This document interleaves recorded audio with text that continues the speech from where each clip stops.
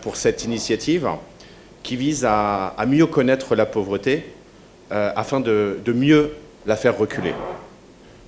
Je remercie également l'INSD et à travers lui le ministère de l'économie et des finances qui constitue un maillon essentiel de la chaîne de développement. Car sans données tangibles, pour éclairer les décisions, il n'y a tout simplement pas d'action publique utile. Je crois que la crise du Covid nous le rappelle tous les jours.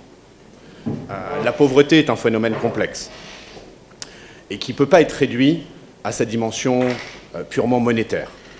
C'est aussi l'accès à des services de base comme la santé ou l'éducation notamment. La pauvreté est donc multidimensionnelle. Aussi, on se félicite,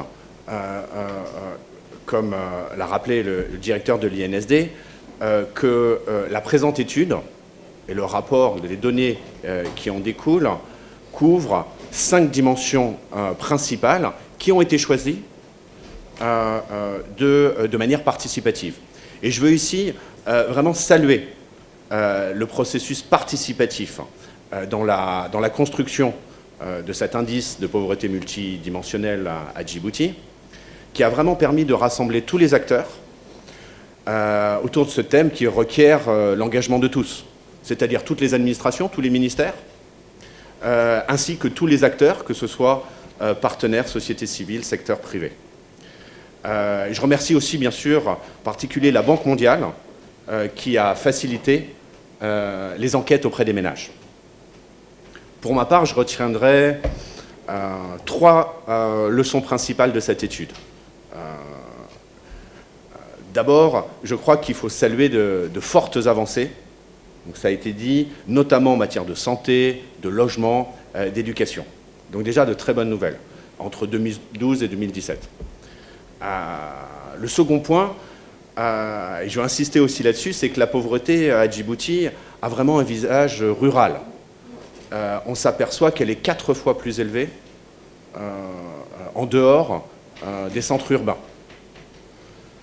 Enfin, l'emploi reste un défi.